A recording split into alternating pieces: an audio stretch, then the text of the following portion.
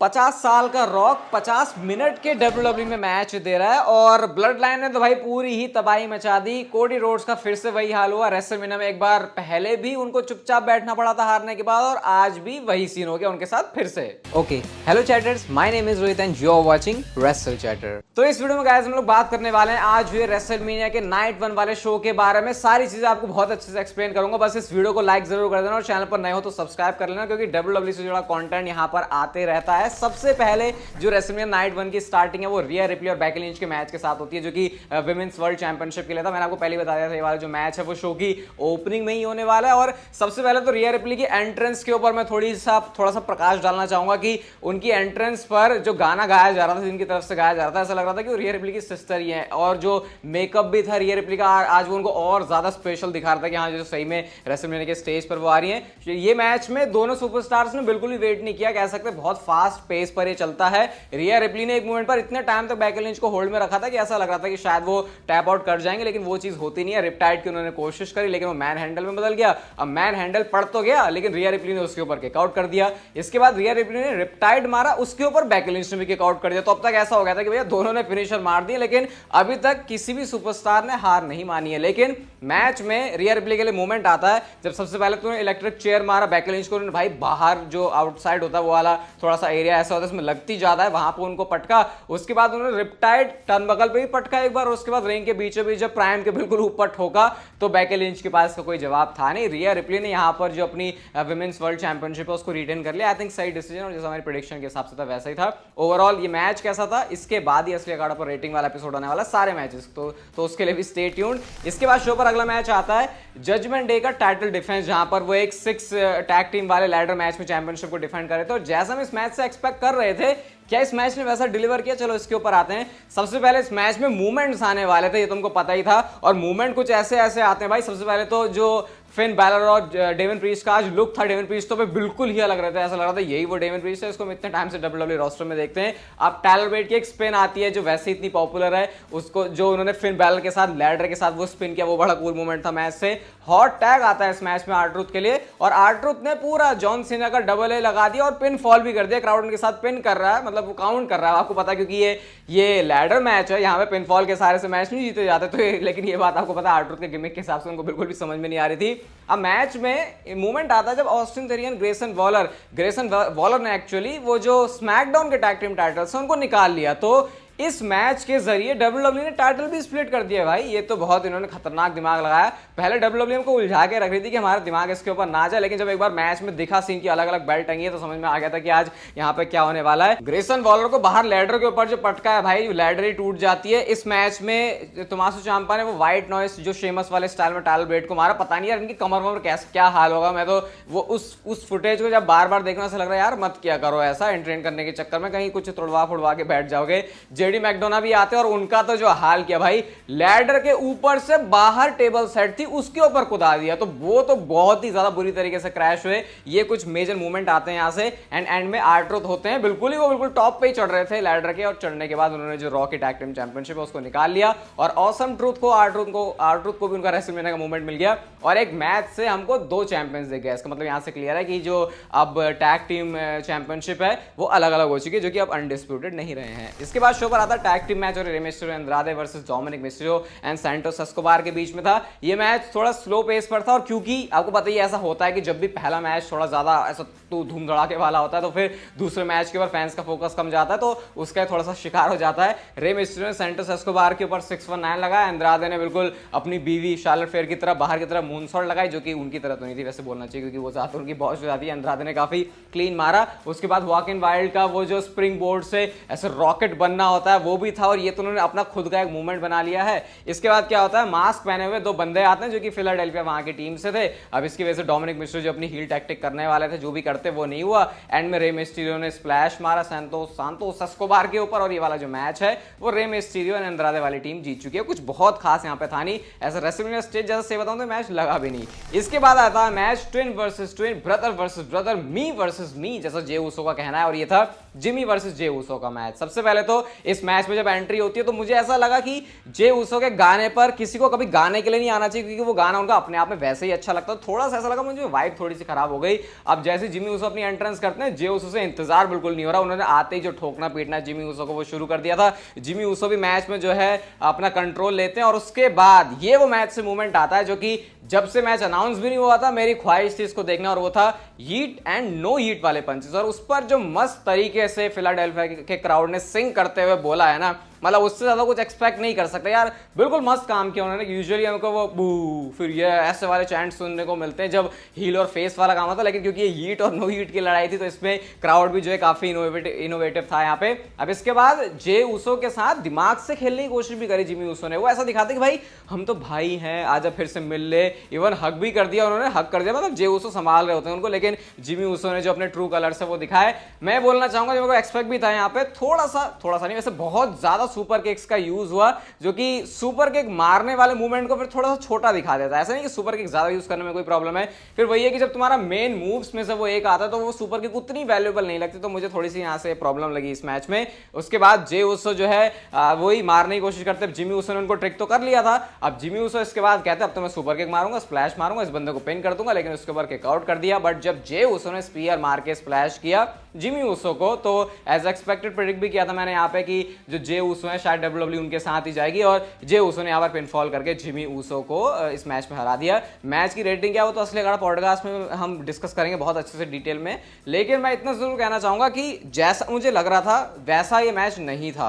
अब इसको मैं आगे जाके और एक्सप्लेन करूंगा, लेकिन यहाँ पे ऐसा है कि देखो ये मैच बहुत बड़े लेवल का था। ऐसा नहीं कि कुछ मैच में अच्छा नहीं था, लेकिन एक्सपेक्टेशन इससे बहुत ज्यादा थी। मुझे ऐसा लगा कि इसने उतना डिलीवर नहीं किया। बाकी आपको क्या लगता है इसके बारे में आप जरूर बताना।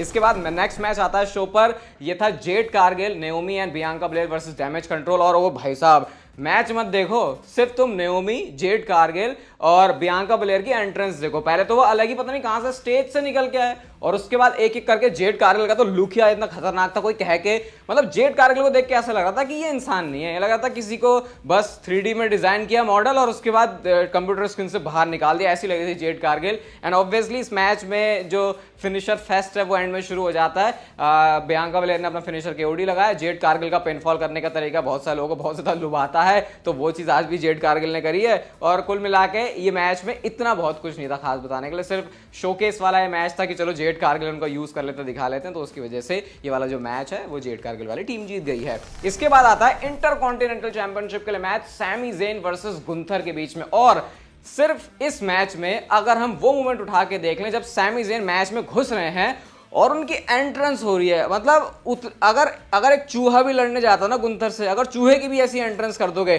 तो वो चूहा भी रिंग में जाके शेर बन जाएगा। और लिटरली चूहे की बात कर रहा हूं मैं, कोई एग्जांपल देने के लिए बात नहीं कर रहा, क्योंकि उस एंट्रेंस को देख के खुद मोटिवेटेड फील हो जाएगा किसी इंसान को। बिल्कुल सैमी ज़ेन ऐसा अपने हाथ पटकते हुए, केविन ओवंस उनको कह रहे चल चल जा मेरे शेयर कर ले, चैट गेबल ने भी, तो रिंग में घुसने से पहले ही सैमी ज़ेन ऐसा लग रहा था कि गुंथर से मैच जीत चुके हैं। मेरी इस मैच में प्रेडिक्शन गलत हुई है, क्योंकि इस मैच का आउटकम कुछ ऐसा होता है जो कि पिछले कुछ सालों में कोई बंदा नहीं कर पाया, और वो है गुंथर को पिन करना। मैच में शुरुआत में पूरा जो कंट्रोल है वो गुंथर ने लिया, सैमी ज़ेन ने कुछ एक्सप्लोडर अपने मारे, लेकिन इतना कुछ वो खास कर नहीं पाते। इसके बाद क्या होता है, सैमी ज़ेन ने पावर बॉम्ब खाया, लेकिन उसके ऊपर उन्होंने किक आउट कर दिया। इसके बाद सैमी ज़ेन ने हेलुआ किक किसी तरीके से गुंथर को मारी, लेकिन गुंथर ने उसके ऊपर किक आउट कर दिया। अब इसके बाद क्या होता है, सैमी ज़ेन एक और हेलुआ किक के लिए जा रहे होते हैं, लेकिन गुंथर ने पहले तो क्लोज लाइन मारी और उसके बाद पावर बॉम्ब मार के ऐसा लगा भाई हो गया सैमी ज़ेन का काम तमाम, लेकिन सैमी ज़ेन किक्स आउट। और जब वो किक आउट हुआ तो वहां का क्राउड समझ चुका था कि आज सैमी ज़ेन कुछ अलग ही करने के लिए निकला है। इसके बाद वो क्या करते हैं, पावर बॉम्ब मारते हैं, फिर पावर बॉम्ब मारते हैं, मतलब सैमी ज़ेन आज किसी भी तरीके से मार नहीं रहे थे।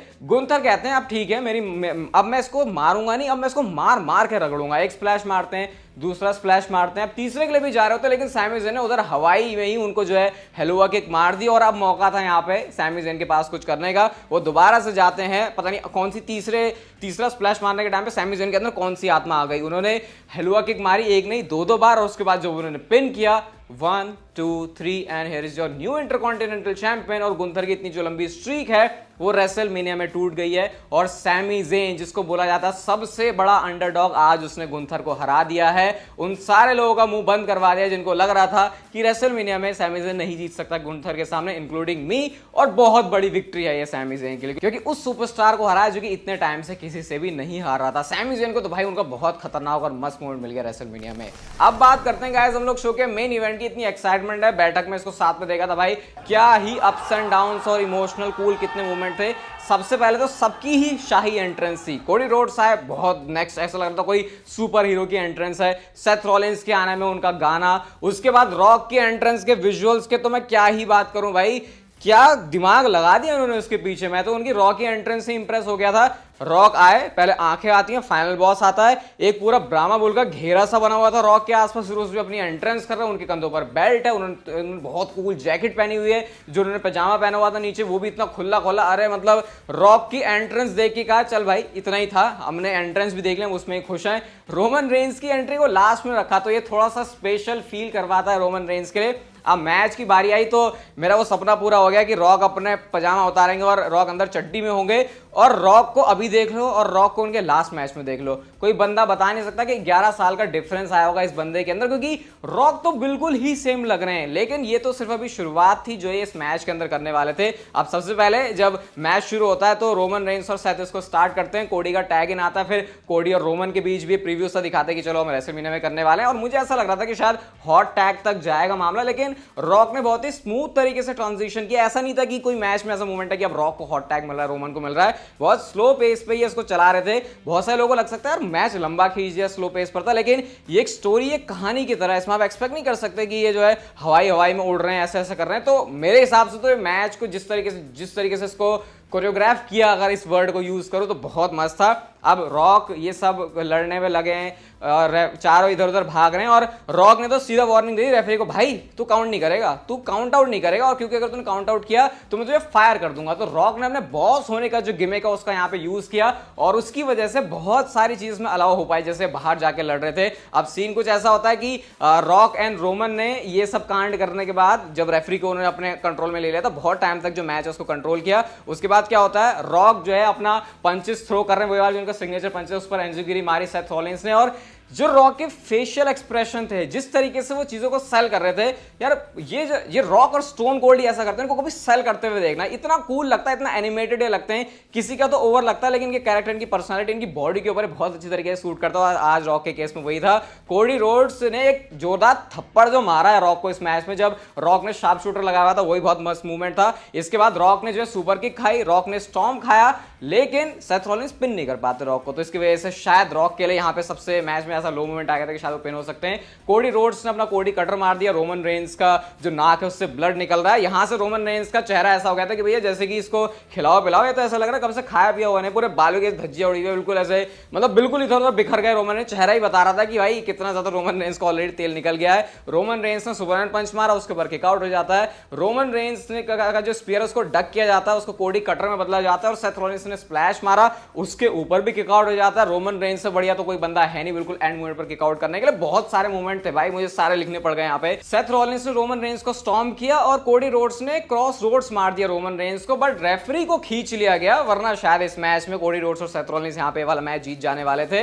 रोमन रेंस ने स्पीयर किया कोडी को, उसके ऊपर किक आउट हो जाता है। अब रोमन रेंस कोडी को बिल्कुल चोक कर रहे हैं, उधर से जो रॉक है उन्होंने भी पकड़ा हुआ है कि भाई मैं इसको निकलने नहीं दूंगा, और बिल्कुल मुंह पे ऐसे करके सेथ रॉलिंस ने कोडी रोड्स को जो स्टॉम्प है वो मार दिया, तो वो होल्ड छुड़ा लेते हैं। इसके बाद रॉक आते हैं मामा रोड्स के साथ, उनको मामा रोड्स से उनको वो करना था, बेल्ट निकालूंगा वो सब करूंगा, लेकिन उस प्लान में इतना एग्जीक्यूशन उनका सही नहीं हो पाया। रॉक पीपल्स एल्बो के लिए जा रहे होते हैं, और क्या स्मूथ ही, मतलब मैं कह रहा हूं ना 50 साल का बंदा 50 मिनट का मैच दे रहा है, वो जो कोडी कटर मारा, वो जो पीपल्स एल्बो के बाद जो कोडी कटर में बदलता है, इतना स्मूथ उसका ट्रांजिशन था भाई। रॉक को ऐसा लग रहा है एक भी उन्होंने रिंग के अंदर मूव जो मिस है वो नहीं किया है। इसके बाद सीन कुछ ऐसा होता है कि रोमन रेंस स्पीयर मार देते हैं गलती से रॉक को, वो तब होता है जब कोडी रोड मतलब सेथ रॉलिंस कोडी रोड्स को सेव कर लेते हैं, और रॉक का उस टाइम पर रिएक्शन लग रहा है कि अरे मोरी मैया लग गई मेरी, और वहां से एक बहुत बड़ा क्या चीज WWE ने बीज बो दिया है, उसकी समझदारी आपको है ही अगर आप इस चैनल पर एक्टिव चैटर हो। वो रिएक्शन बहुत मस्त था, दोनों सुपर सुपरस्टार्स ने मिलकर पेडिग्री मारी, लेकिन रोमन एंड रॉक दोनों ने ही किकआउट कर दिया।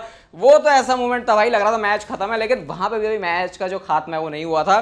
सीन कुछ ऐसा होता है कि कोडी रोड्स रॉक बॉटम मारते हैं टेबल के ऊपर, सेथ रॉलिंस उधर ढेर हो जाते हैं क्योंकि रोमन रेंस ने उनको बैरिकेड पर स्पीयर मार दिया। अब रिंग में अंदर एक घुसते हैं, कोडी रोड्स एक क्रॉस रोड्स लगाते हैं, दूसरा लगाते हैं, और तीसरा जब रोमन रेंस को लगाने जा रहे होते हैं, बेल्ट के साथ रॉक आ गया और यहां से पूरे मैच का जो मोमेंटम है वो बदल गया। रोमन रेंस ने कोडी को स्पीयर मारा, रॉक ने कहा भाई मुझे टैग इन करो, मामा रोड्स के लिए उन्होंने बोला कि भाई यही चीज तेरा जो बेटा है वो डिजर्व करता है, उन्होंने पीपल्स एल्बो मारा, पिन किया और ये मैच जीत चुके हैं रोमन रेंस एंड रॉक। यानी कि जो रेसलमेनिया का मैच है वो ब्लड लाइन रूल्स वाला होगा। फिर से मैच के एंड में नजारा होता है, कोडी रोड्स उसी तरीके से बैठे हुए हैं और रोमन रेंस एंड रॉक अपनी शाही एग्जिट कर रहे हैं। तो नाइट 1 के ऊपर ब्लड लाइन का पूरा दबदबा है, नाइट 2 पर क्या होगा वो भी आपको चैनल के ऊपर पता चल जाएगा।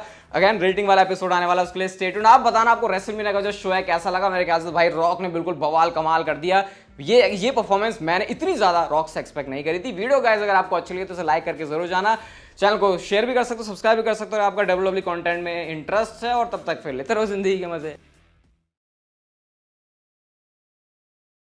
कैसे आए तुम पे इतने पैसे?